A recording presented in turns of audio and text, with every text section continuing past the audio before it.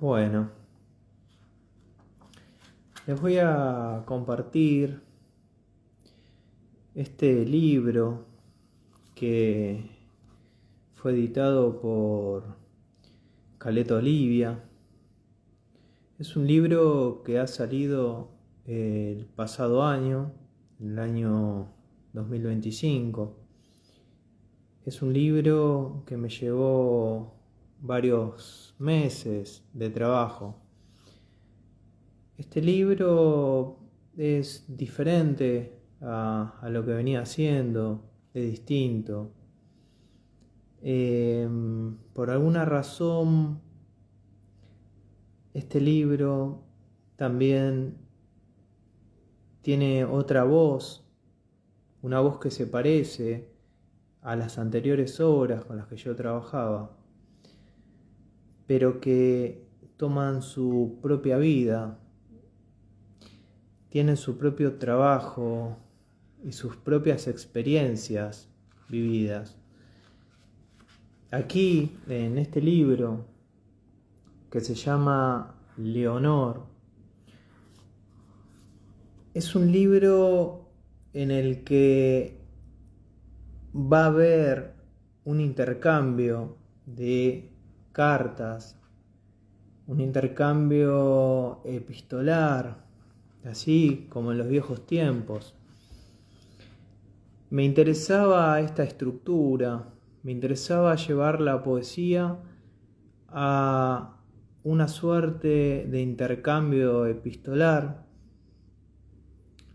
en donde jueguen dos grandes, no me gusta decir personajes, dos grandes personas, ¿no? Dentro de la estructura ficción, porque la poesía también es ficción.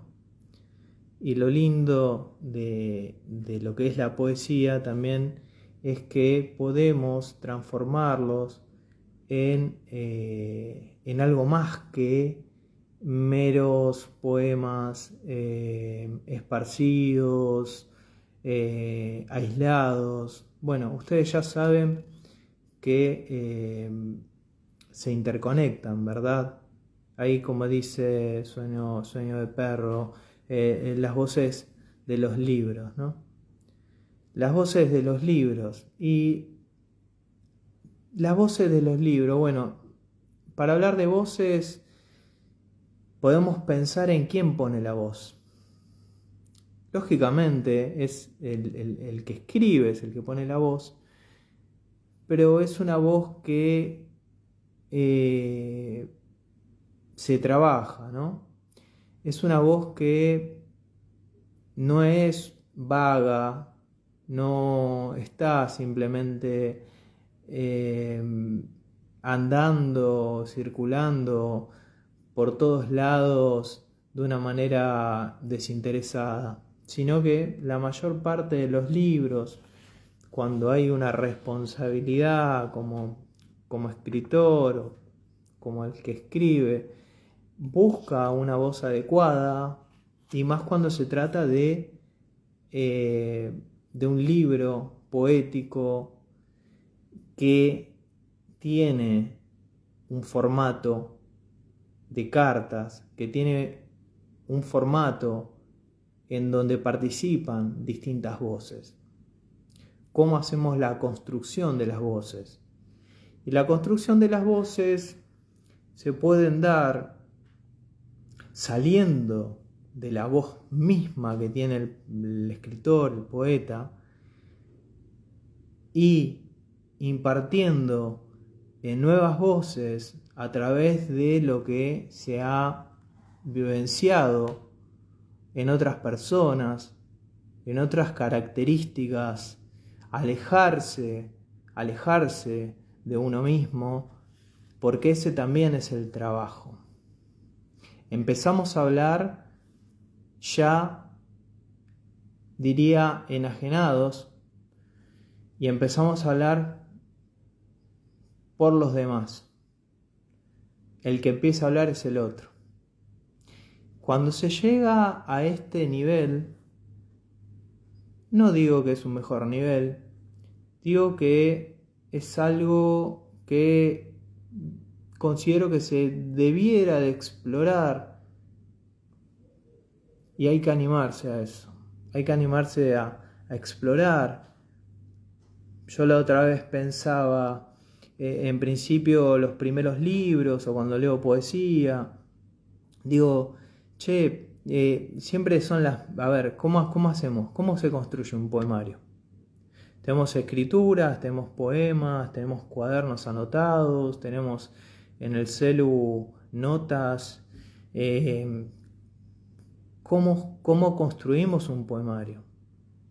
¿Cómo hacemos que todo esté coordinado, que todo sea coherente, que tenga una temática? Y preguntá si eso realmente también es necesario, ¿no? Preguntá si realmente eso es necesario. Hay mucha poesía que lo que hace es trabajar con esto. Es darle una temática definida al libro, ¿sí? A la obra. Después dentro de los poemarios, hay otros tipos que simplemente son como una suerte de compilados, ¿no? Queda a gusto del lector y queda también a preferencia de quien escribe qué tipo de obra es la que desea producir, en el caso de escritor, y qué tipo de obra es el que desea o le resulta más placentero leer aquel que consume ese libro, ¿no? A mí me interesan las dos, ¿no? No hay por qué tampoco elegir. En este caso,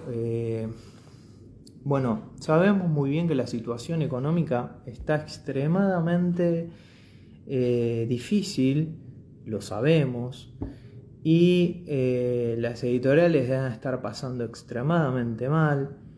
Entonces yo lo que hago en este caso, dado de que no hay mucho dinero en circulación para poder darse los gustos y comprar libros, yo lo que les voy a leer son algunos fragmentos, en este caso de Leonor, que es el último libro que, como les comenté, vino después de Forzado a Viajar, y son, como dice Andrea Marone en la contratapa, Leonor y Benicio son dos voces de una complicidad en fuga. Son los protagonistas de esta textualidad afectiva que a la manera de cartas propone construir un diálogo en verso. Los temas que enhebran la correspondencia ensayan derivas filosóficas del cotidiano que, revestido de nostalgia, busca construir un saber sensible en la oposición entre un joven existencialismo y un humanismo de la madurez. Esperar acariciar al mundo y que ya no muerda, escribe Benicio. No quisiera usted estropear una hermosa vida, responde Leonor. En el presente está la casa de Benicio, su vínculo inmaterial con los objetos, sus afirmaciones espesas. Dios debe ser un depresivo que dejó todo a medio hacer. Para hacer contrapeso, la voz de Leonor es sabia y propone la ligereza. Tenga presente que ni la poesía ni su vida es para pensar, es para no pensar. Y así contrastan, y sin embargo lo que sostiene y propone es el afecto. El afecto que desde la ternura puede provocarle arcadas al mundo. Y la búsqueda, por otro lado, esa búsqueda de un ángel, ¿no? ¿Quién no busca un ángel? ¿No? Creo que todos de alguna manera estamos buscando ese ángel. Y ese ángel, esa búsqueda de un ángel, de un motor, ¿no? Que los haga vibrar, se desdibuja en el horizonte. Y Andrea Marone, una gran poeta, una gran escritora, a la que he tenido el gusto de conocer, hizo la contratapa, termina sus últimas palabras dedicadas a este libro, diciendo que las voces conversan en un registro que combina la certeza de la rispidez de la vida con pinceladas de una exactitud fulminante. Tiene al sol en la llama de una vela, no pida más.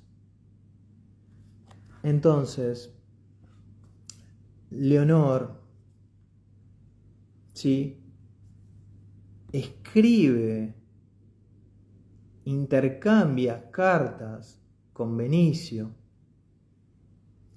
en donde Benicio está hundido en la comodidad de su hogar, que es tanto un refugio como su prisión, en la que se siente fatigado, hastiado, en la que se siente encerrado, pero protegido, y en la que su vida se rodea de temor, su espíritu tiene miedo. Leonor, en cambio, ustedes verán en algún momento cuando consigan el libro, o simplemente cuando vayan viendo algunos fragmentos, hay en YouTube algunos fragmentos también muy lindos que han sido leídos por algunos colegas. Leonor es la contracara, la oposición a la aleccionadora, ¿no?, a estas cosas que inquietan a Benicio. Entonces, poemas que no son tan poemas, poemas que son cartas que dicen y hablan de historias vividas, y de las cuales uno se puede identificar todo el tiempo, porque acá no hay ovnis que bajan, acá hay dolor, y el dolor es algo tan parecido y tan cerca al placer, porque digamos, tenemos esa doble cara, ¿no?, de la misma moneda. Sí, quizás es necesario a veces el dolor y el placer, ¿no?, como un equilibrio, ¿no? Acá, Leonor, les voy a leer algunos fragmentos, pero bueno, tenía esta intención de poder leerles algo de este libro porque lamentablemente fui notando con este tiempo que la gente está cagadísima de hambre y que no puede tener acceso a los libros que, bueno, han costado trabajo, como todos los que han publicado, ¿no? Y busqué la opción que, lejos digamos, de sentir una cierta actitud cabizbaja, dije, en todo caso, quizás compartirlo al menos ya me genera algún tipo de gratificación. Esto empieza así. Le leo algunas páginas, ¿no? Leonor.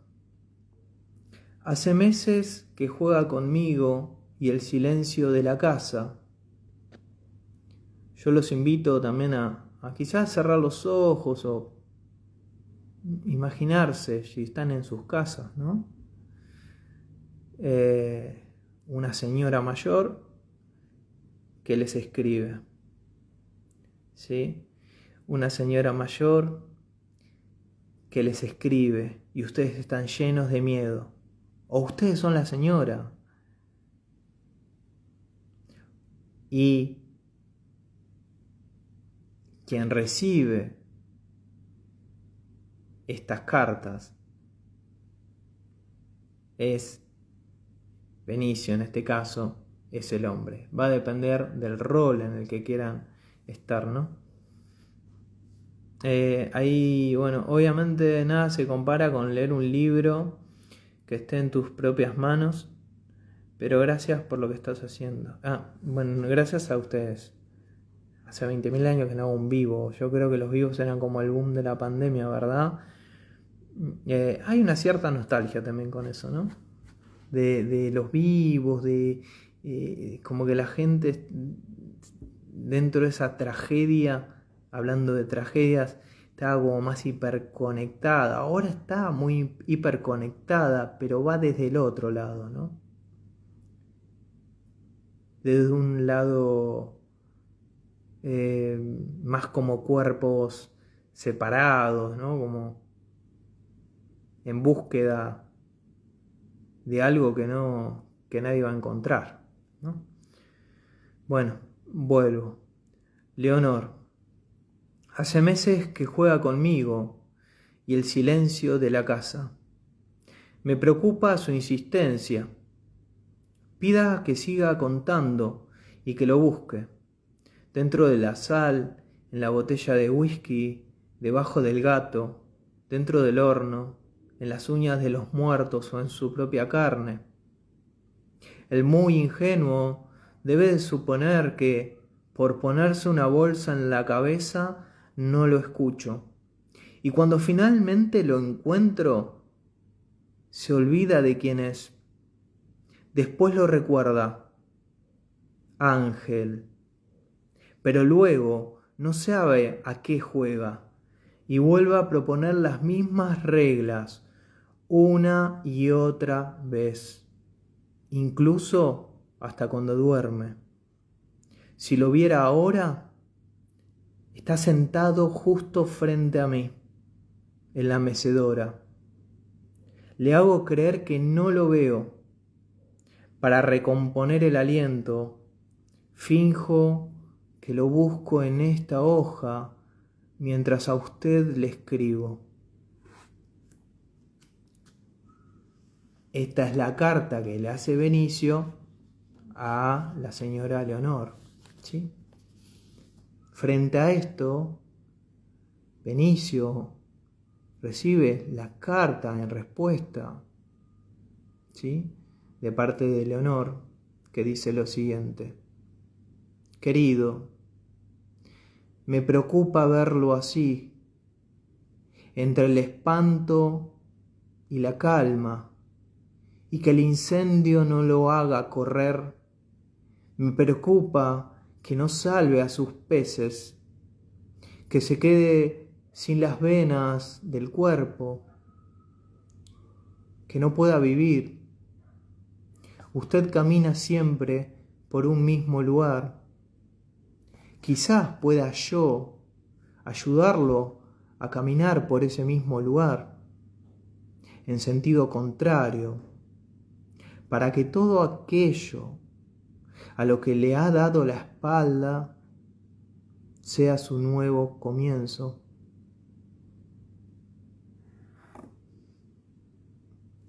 A lo que le contesta Leonor: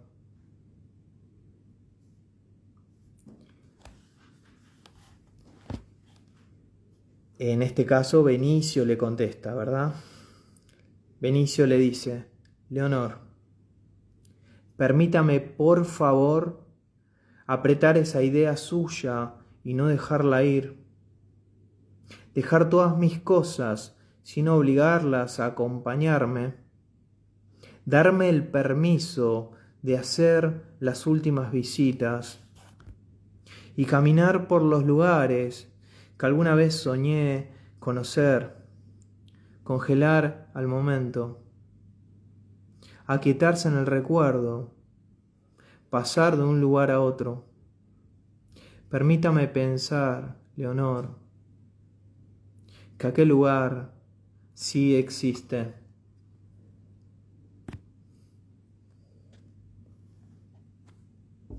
Les leo un par de cartitas más, porque bueno, el libro tiene unas 60 y pico de páginas. Es un libro pequeño igual. A todo esto, pensémoslo también como, imaginémonos como una puesta en escena también, ¿no? Como una obra de teatro, ¿no? Que esto se puede llevar a una obra de teatro tranquilamente, a un radioteatro. Leonor le contesta a todo esto: querido, nos preparamos para tantas cosas, pero cuando el momento llega, nos moja la lluvia. Debiera apadrinar con atención el afuera, escribir con los ojos, meterse en mar, jardín adentro, su hogar, su temperamento, la consecuencia de una fe desesperada por la soledad, lo zambulle en profundas ciénagas. Desconoce por ello el secreto de estar solo, siendo su propio invitado. Le sugiero siempre un parque, un gran parque, un cielo despejado en dientes de león. Nunca, nunca, nunca se refugie en la oscuridad ni en el frío cercano de lo que ya no volverá. Pues lo eterno no está abajo de la negra tierra. Le sugiero trazar un plano sobre ella y ubicarse dentro de aquellos límites. Y espere, espere y espere y pregúntese, ¿qué espera? ¿Cuál es su fuerte? Su trinchera. Bueno, gracias por la atención. Es un libro que sigue, fíjense que... ¿Sí? Además, bueno, Caleta Olivia tiene un hermoso catálogo. ¿Sí? Tiene un hermoso catálogo. Gracias. Ahí, a mi hermano querido. Chusmen, esta editorial, maravillosa. Hacen un trabajo extraordinario. Me han abierto las puertas de sus catálogos, de su editorial. Y fíjense en que hay descuentos con este libro. Si lo consiguen en algunos, están distribuidos por varios puntos. Y si no, se contactan conmigo también y se los puedo acercar, podemos coordinar, podemos ver algún tipo de bonificación, demás. No estaría promocionando mi propio libro, aunque pareciera lógico que tendría que promocionar mi propio libro, si no estuviera seguro de que es, creo, más allá forzado a viajar, ha sido un gran libro desde mi punto de vista, es mi humilde opinión, comparándome conmigo mismo, pero Leonor tiene otra cosa, tiene algo novedoso, que es esta poesía carta, ¿no? Así que, nada, estén atentos, bueno, hablen, divulguen, que la poesía está hiper castigada, que la cultura está pisoteada, que a los poetas generalmente, poetas, escritores, gente que escribe,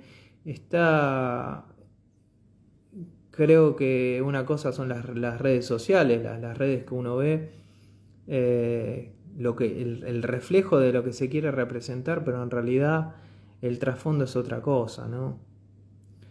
estos estados anímicos elevados seguramente tienen que ver más con una cuestión de marketing que con otra cosa. Pero el verdadero punto es la obra.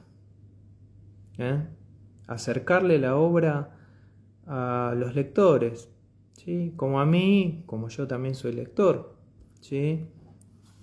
Descubrí, por ejemplo, un hermoso libro de Luis Gluck, una escritora exquisita, ¿no? El iris silvestre, y me estoy yendo mucho para la parte de la naturaleza de la poesía, de la reconexión, ¿no? Había un profesor que decía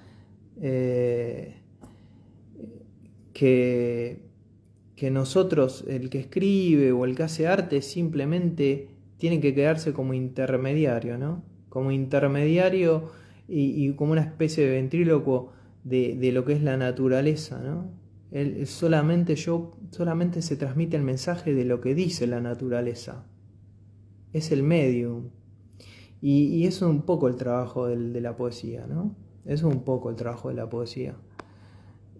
Ahí dice Claudia, sí, que la cultura en general está muy abandonada, lamentablemente.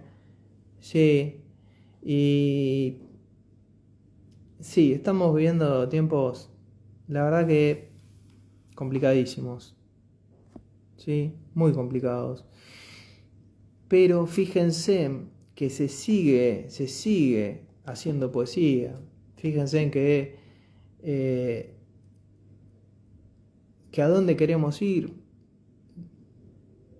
no tengo ni idea. El trabajo de escribir es un trabajo arduo y es un trabajo que no es el escribir por escribir. No es solamente lo compulsivo, ¿no? Hay como distintas etapas de madurez también en la escritura. Hay un cuidado también ahí, ¿no? Todo se vuelve más exigente también con el tiempo. Y eso muchas veces también genera limitaciones al momento de la creatividad. Pero bueno, forma parte.